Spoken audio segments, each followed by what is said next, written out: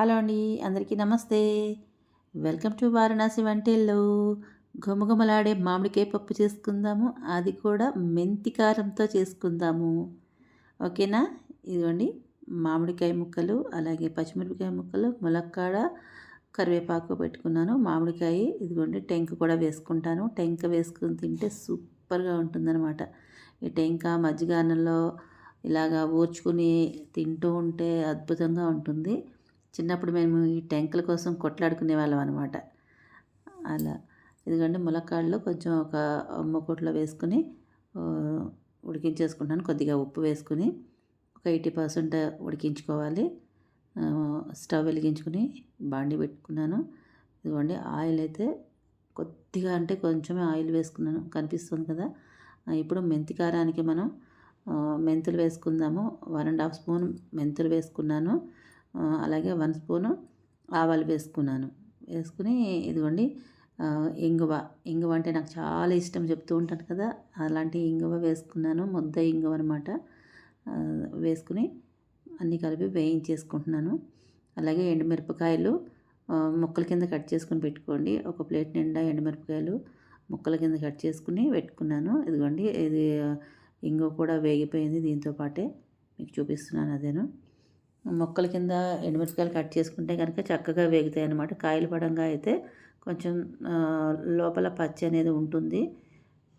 అందుకని నేను ఇలా ముక్కలతో కట్ చేసుకుని వేయించుకోవడం అలవాటు అనమాట. ఇదిగోండి, అన్నీ వేయించేసుకున్నాను. ఇది పక్కన పెట్టేసుకుందాము. మళ్ళీ కొద్దిగా నూనె వేసుకుని దీంట్లో ఆవాలు, కొంచెం మెంతులు పోపు వేయించేసుకుందాము. ఇదిగోండి, కొద్దిగా జీలకర్ర కూడా వేసుకోవాలి. అలాగే కొంచెం ఇంగువ, చాలా కొద్దిగా వేసుకున్నాను. మనం మెంతికారంలో ఇంగువ వేసుకున్నాం కదా, అందుకని దీంట్లో కూడా కొద్దిగా వేసుకున్నాను అనమాట. అది ఎలాగో ఉంటుందని. ఇప్పుడు అలాగే వెల్లుల్లి రెక్కలు వేసుకున్నాను కొంచెం, మామిడికాయ ముక్కలు, పచ్చిమిరపకాయలు, పసుపు, కరివేపాకు, కొద్దిగా ఉప్పు కూడా వేసుకుని అలాగే ఉడికించుకున్న ములక్కాడలు కూడా వేసేసుకుని ఒకసారి కలిపేసుకోవాలి. ఇంక పోపు అనేది ఒకటే డైరెక్ట్గా పెట్టేసుకుంటామండి. మళ్ళీ సపరేట్గా పప్పు అంతా అయిన తర్వాత పోపు పెట్టుకోకర్లేకుండా ఈ ఒకే మూకుట్లో వేసేసుకుంటే సరిపోతుంది. ఇది కూడా చూడండి, ఆయిల్ అనేది ఎంత తక్కువ ఉందో చూపిస్తున్నాను అన్నమాట మీకు. కొంతమంది అయితే ఆయిల్ అసలు ఇలా ఓడిపోతూ పెడతారు. నాకు అస్సలు అది ఇష్టం ఉండదు. సరిపడా నీళ్ళు పోసుకోవాలి. అయితే ఎంత ఆయిల్ తగ్గించి వాడితే అంత మంచిదండి. అందుకనే నేను ఇలాంటి పప్పుల్లో వాటిల్లో కొద్దిగా ఒక చుక్క సరిపోతుంది. అందుకని ఇది మా అమ్మగారు కూడా ఇలాగే వాడతారు. మాకు కూడా అదే అలవాటు అయ్యిందనమాట. ఇదిగోండి, మిరపకాయలు దీంట్లో వేసేసుకుని మిక్సీ వేసేసుకుందాము. అన్నీ వేయించుకున్నాం కదా, ఆవాలు, మెంతులు, ఎండుమిరపకాయలు, ఇంగువ అన్నీ కలిపి మిక్సీలో వేసేసుకోవాలి. ఇదేనండి మెంతి కారం అంటారు దీన్ని. నేను ఇది పప్పుల్లో, పుల్లగా ఉన్న పప్పుల్లో వేసుకుంటే రుచి అసలు అద్భుతంగా ఉంటుంది. ఒక్క రేంజ్లో ఉంటుందన్నమాట. చాలా బాగుంటుంది. తెలియని వాళ్ళు ఒకసారి ఇలా ట్రై చేసి చూడండి. సూపర్ టేస్టీగా ఉంటుంది. మళ్ళీ మళ్ళీ చేసుకుని తినాలి అనిపిస్తుంది అనమాట. ఈ పుల్లగా గోంగూర పప్పు, ఇలా మామిడికాయ పప్పు, టొమాటో పప్పు కూడా బాగుంటుంది. అలా పుల్లగా ఉన్న పప్పులు దేనికైనా సరే ఎక్సలెంట్ అనమాట. మంచి రుచిగా ఉంటుంది. ఇదిగోండి, నేను ఇలాగే ఒక బాటిల్లో, ఎయిర్ టైట్ బాటిల్లో వేసుకుని పెట్టుకుంటాను అనమాట. ఇలా స్టోర్ చేసుకుంటాను. నాకు ఎప్పుడు కావాలంటే అప్పుడు ఇలా పప్పుల్లో వేసుకుంటాను. పప్పు పులుసులో కూడా వేసుకుంటే అద్భుతంగా ఉంటుంది. అలాగే ముక్కల పచ్చడి ఎలా చేసుకోవాలంటే, మామిడికాయ ముక్కల పచ్చడి చేసుకోవాలంటే కనుక సింపుల్గా చేసేసుకోవచ్చండి. మామిడికాయ ముక్కలు తరిగేసుకుని ఈ పొడి దాంట్లో వేసేసుకుని కొద్దిగా ఆవాలు వేయించేసుకుని ఇంగ నూనె కాచుకుని పోసేసుకోవడమే, అంతే సింపుల్. ఇదిగోండి, పప్పు ఉడికించుకున్నాను విడిగాను. ఆ పప్పుని ఈ ముక్కలు ఉడికిపోయాయి కదా, మామిడికాయ ముక్కలు, ములక్కాడ ఇవన్నీ ఉడికినాయి, దీంట్లో వేసేసుకున్నాను అనమాట.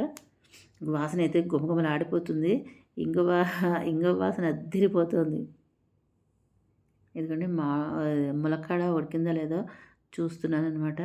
చెయ్యి అయితే కాలింది, వేడివేడిగా చెయ్యి పెట్టాను కదా, కాలింది. సరే, ఉడికిపోయింది. ములక్కాడ అయితే చక్కగా ఉడికిపోయింది.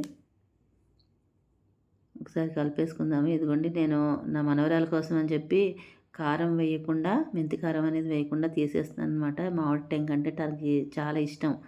అందుకని మామిడి టెంక తీసి విడిగా వేశాను, కారం లేకుండా పప్పు విడిగా తీసేసాను. ఇప్పుడు మా కోసమని ఇదిగోండి, మెంతి కారం దీంట్లో వేసేస్తున్నాను అనమాట. ఇదే అసలు ఈ కారం వేస్తుంటే అసలు వాసన గుమాయించేస్తుంది. గుమగుమలాడిపోతుంది అసల. భలే ఉంది. చాలా బాగుంది వాసన అయితే. టేస్ట్ కూడా సూపర్గా ఉంటుంది. దాంట్లో ఏం డౌట్ లేదు, అస్సలు డోకా లేదు. ఇదిగోండి ఒకసారి నేను టేస్ట్ చూస్తున్నాను, ఎందుకంటే ఉప్పు అది సరిపోయిందో లేదో చూసుకుంటున్నాను. ఉప్పు కొద్దిగా తక్కువైంది, కొద్దిగా యాడ్ చేసేసుకున్నాను. మళ్ళీ ఒక్కసారి కలిపేసేసుకుని ఇంకోసారి కూడా రుచి చూసేద్దాం. ఉప్పు తక్కువైతే అంత కొంచెం రుచి ఎక్కువ అనిపించదు. ఉప్పు కరెక్ట్గా సరిపోతే ఆ రుచే వేరనమాట. అదిగోండి అద్దరిపోయింది, సూపర్ అని చూపిస్తుంది అనమాట. బాగుంది, చాలా బాగుంది. అంతేనండి, మన గుమగుమలాడే మామిడికాయ మెంతికారం పప్పు రెడీ అయిపోయింది. మీకు అందరికీ నచ్చిందా? నచ్చితే లైక్ చేయండి, షేర్ చేయండి, సబ్స్క్రైబ్ చేయండి. ఎలా ఉందో కామెంట్ కూడా చేయండి. మీరు ఎలా చేస్తారో కామెంట్ చేయండి. ఓకేనా? ఇంకేంటి ఫ్రెండ్స్, వీడియో అయితే స్కిప్ చేయకుండా చూడండి, సపోర్ట్ చేయండి. ఇంతవరకు సపోర్ట్ చేసిన మీ అందరికీ థ్యాంక్ యూ సో మచ్. మరొక మంచి వీడియోతో మళ్ళీ కలుద్దాము. బాయ్.